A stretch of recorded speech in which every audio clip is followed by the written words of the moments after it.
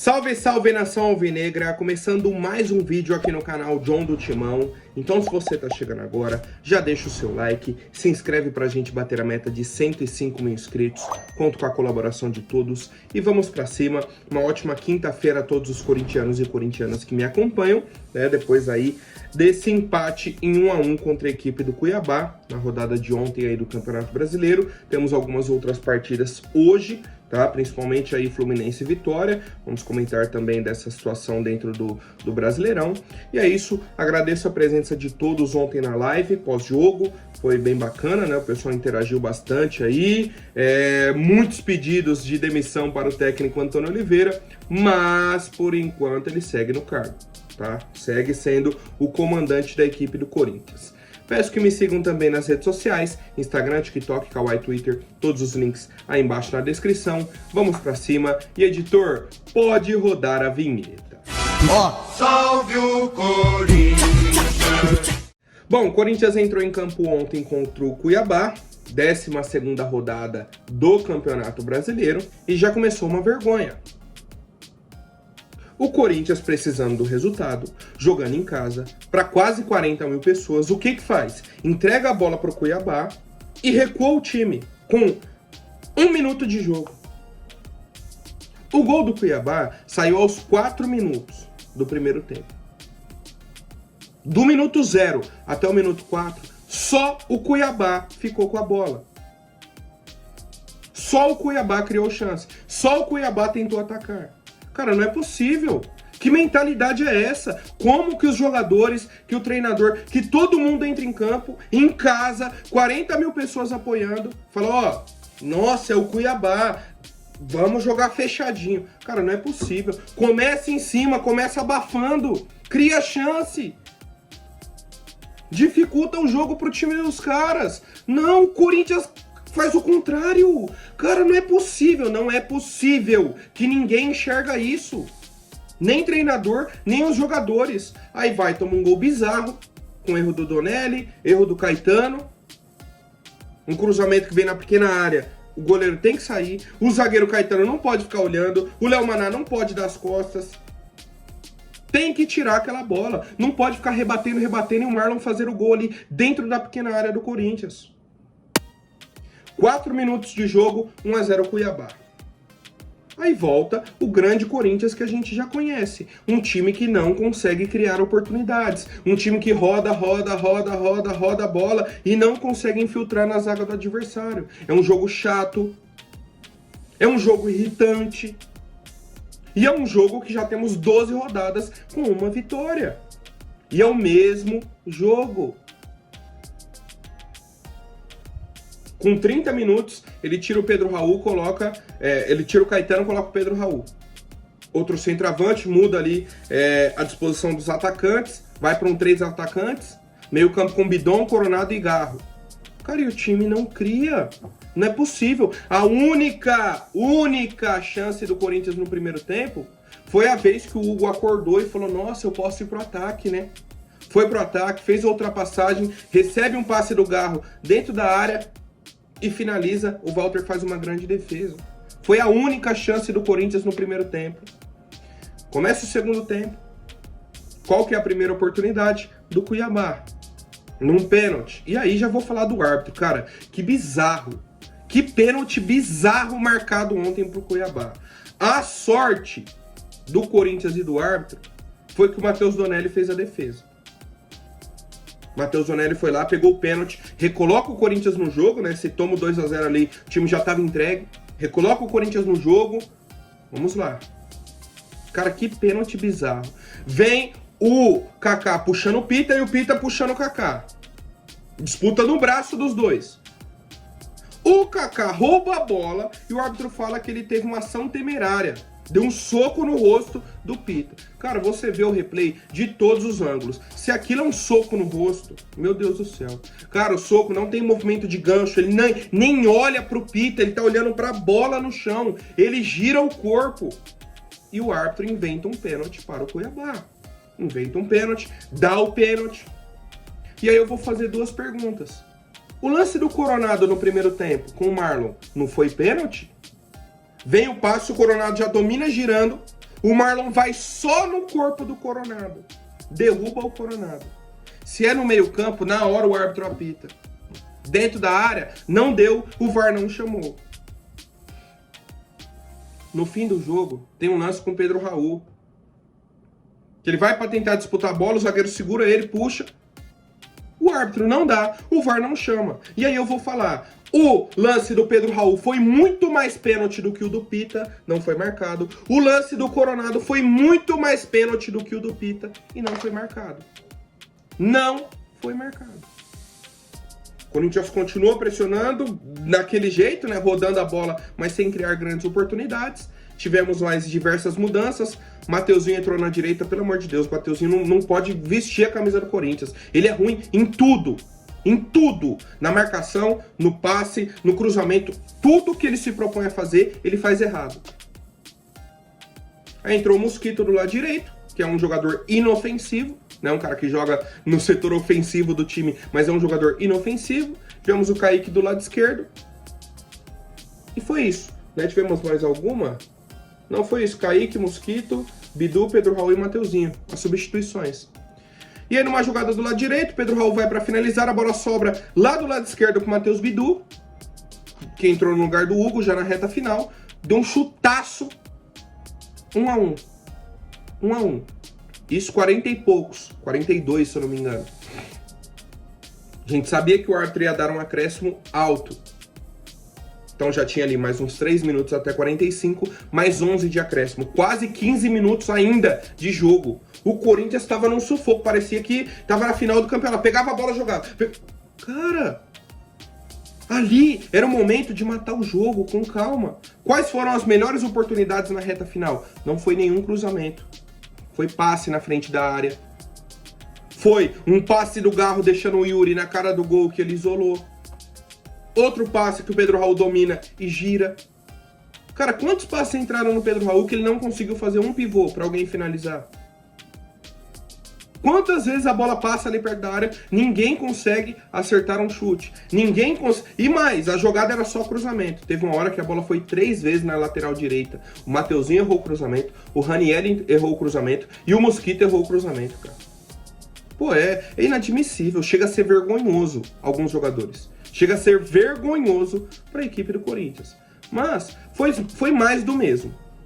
Mais do mesmo. Um time que tem muita vontade, muita entrega, mas tem muito erro de passe simples, muito erro simples.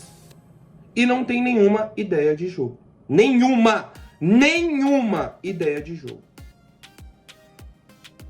E o resultado é esse. Um time que em 12 rodadas tem 9 pontos. O Fluminense joga hoje contra o Vitória.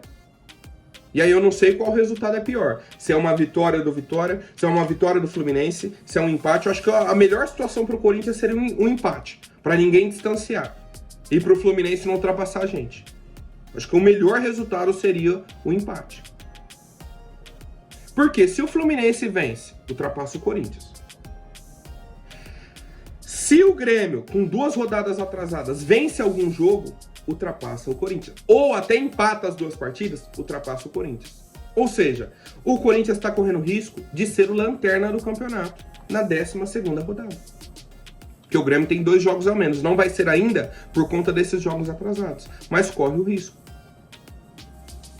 E o pior, vamos para a coletiva de imprensa do Antônio Oliveira e o principal ponto que ele traz é: não criem expectativas na janela de transferências.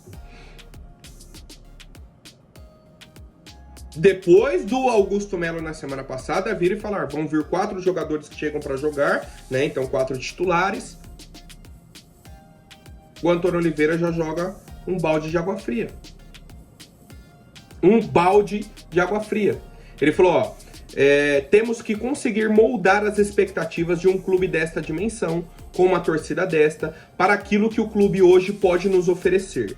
Talvez seja uma janela onde o clube não vai nos proporcionar aquilo que eventualmente me prometeu. Se calhar, não vai me dar. Não vai chegar aqui o Neymar, não vai chegar aqui o Marquinhos, não vai chegar aqui o Paquetá. Se calhar, nós não vamos ter aquilo que eventualmente me prometeram. A janela já vai ser uma situação completamente diferente. Vamos ver aquilo que o mercado e as oportunidades nos dão para podermos treinar uma equipe mais competitiva e mais forte. Ou seja, a promessa que o Augusto fez para o torcedor, ele deve ter feito para o Antônio Oliveira também. Não, vão chegar contratações, aí o Antônio Oliveira faz indicações, não, vamos ver, vamos negociar, e aí no fim das contas nada ocorre, nada acontece. É a impressão que eu tenho. E foi isso que o Antônio Oliveira passou pra gente na coletiva. Agora vamos falar de treinador.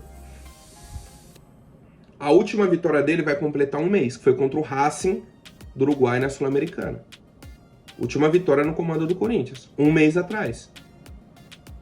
Qualquer outro treinador que estivesse aí no comando do Corinthians já teria caído. Já teria caído. Se fosse Mano Menezes, se fosse Luxemburgo, Mancini, Silvinho. Qualquer treinador com 12 jogos e uma vitória já tinha caído. Já tinha caído. Eu não consigo entender o que acontece com o Antônio Oliveira. Até esse momento que eu estou gravando o vídeo, segue como treinador do Corinthians. Prestou a coletiva de imprensa ontem, segue. Segue. Porque não é possível, cara, que ele não consegue entregar um esquema de jogo, uma estratégia para vencer o Cuiabá. Não consegue. Não consegue para vencer o Cuiabá, não consegue para vencer o Juventude, não consegue para vencer o Atlético Goianiense, não consegue para vencer ninguém. Ninguém. O time do Corinthians é um catado dentro de campo há muitos jogos. Muitos. Não é uma coisa de agora. Há muitos jogos. E a gente não vê evolução. Certo? Então, assim, falamos sobre muitos nomes ontem na live, né? Principalmente aí do Fernando Diniz, torcedores pedindo o Cuca, já expliquei a situação, né? Inclusive, para quem quiser, pode pesquisar aí a entrevista que o Thiago Heleno deu ontem, zagueiro e capitão do Atlético Paranaense. Falou, ó, na hora que a gente mais precisava, ele pulou do barco, abandonou a gente. Então não dá para pedir um treinador que vai abandonar mais um projeto, tá? Sobre o Diniz, é um nome aí que a diretoria avalia, tem o nome do Carille, só que é aquilo. A gente está falando sobre nomes, sendo que a diretoria continua com o Antônio Oliveira. Não dá para cogitar nomes se o técnico segue no nosso comando. Então é isso. Certo? Não vou me esticar mais no assunto Antônio Oliveira. A gente falou bastante ontem, né, sobre essa situação. Talvez amanhã, com o passar dos dias aí, a gente possa retomar esse assunto, mas por enquanto é isso. Segue no comando e a principal fala dele é: me prometeram e não vão entregar os reforços, né, que falaram nessa janela. A expectativa era muito boa na janela e agora meio que foi por água abaixo. Sobre contratações, né, até entrando nesse assunto, o Corinthians está trocando os documentos com o Flamengo para a contratação do Hugo Souza. Ele deve fazer os exames aí nos próximos dias, até o início da próxima semana, e vai ser anunciado como novo reforço do Corinthians. Contrato por empréstimo até o fim de 2024 e o valor de compra deve ser fixado, certo? O valor que estava fixado para o Chaves de Portugal, que era o último time do Hugo Souza, era de 1.200.000 euros, em torno aí de 7 milhões de reais por 50% dos direitos do atleta. Tá? Então não deve ficar um valor acima disso, tá? Nessa negociação aí com o Corinthians. Mas é isso, empréstimo até o fim do ano. Se o Corinthians quiser, paga um valor, senão ele retorna para o Flamengo. Outro jogador, o pessoal me perguntou bastante ontem, vai vir para o Corinthians, é esse e aquilo, Rubem Vinagre, lateral esquerdo que pertence ao Sporting de Portugal, está emprestado aí ao Hellas Verona, Hellas Verona da Itália, tem passagens pelo Mônaco, Wolverhampton e Everton, tá? Então um clube da França, 2 clubes da Inglaterra, agora está num clube da Itália, e ele foi oferecido ao Corinthians. Ele tem 25 anos, um lateral esquerdo, foi oferecido ao Corinthians. O Corinthians está avaliando, ele passou aí por diversos times, diversos times da Europa. É isso. Cara, não tenho muito o que falar, tem uma carreira até que ok, não se firmou em nenhum grande time, contratado pelo Mônaco, pelo Wolverhampton, e todos os times emprestaram ele. Emprestado, veio para o Sport, emprestado, agora está no clube italiano, ele foi oferecido ao Corinthians. O Corinthians vai avaliar se vai fazer uma proposta ou não pelo atleta, por enquanto segue da mesma forma, né? Acho que não vem essa contratação do Rubem Vinagre. Bom, por fim, temos aí um interesse da equipe do Napoli no nosso atacante Wesley, né? Que inclusive mais uma partida muito abaixo do Wesley. Eu nem entrei em muitos detalhes dos jogadores ontem, como a gente fala na live, né? Já acaba o jogo, já fala ali sobre os jogadores, sobre cada um, né? Por exemplo, ontem muita gente falou do Garro. Foi um jogo ruim. Só que, na hora H, ele deixou o Yuri na cara do gol. As grandes chances do Corinthians saíram no pé dele. Deixou o Hugo, deixou o Yuri e tinha deixado o Yuri uma outra vez que o Yuri estava impedido. É um cara que num jogo ruim coloca os companheiros na cara do gol 3 vezes. Só que o Corinthians não faz, o Corinthians não converte. Eu entendo as críticas, entendo parte das críticas, tá? Sobre o Rodrigo Garro. Mas não dá pra falar que ele não é um cara decisivo. Não dá pra falar que ele não tá ajudando. Não dá. Se falar que, não, tá só atrapalhando, aí vocês não estão vendo o jogo. De verdade. De verdade mesmo. Sobre o Wesley, né, qualquer lateral direito agora no futebol brasileiro marca o Wesley. Porque ele não acerta mais nada. Não ganha uma jogada no mano a mano. Não faz um cruzamento, não chuta no gol, não faz nada. Nada, nada, nada, nada. E a equipe da Napoli, né, está de olho aí no atleta. Mandou representantes para observá-lo. E é isso. É isso, a gente aguarda aí uma nova proposta, uma nova onda de interesses aí no atacante Wesley. E por enquanto é isso de mercado da bola da equipe do Corinthians. Qualquer novidade eu retorno aqui no YouTube para vocês. Certo, família? Por hoje é isso. Amanhã eu volto com mais novidades sobre o nosso Coringão. Até mais, um forte abraço e vai Corinthians!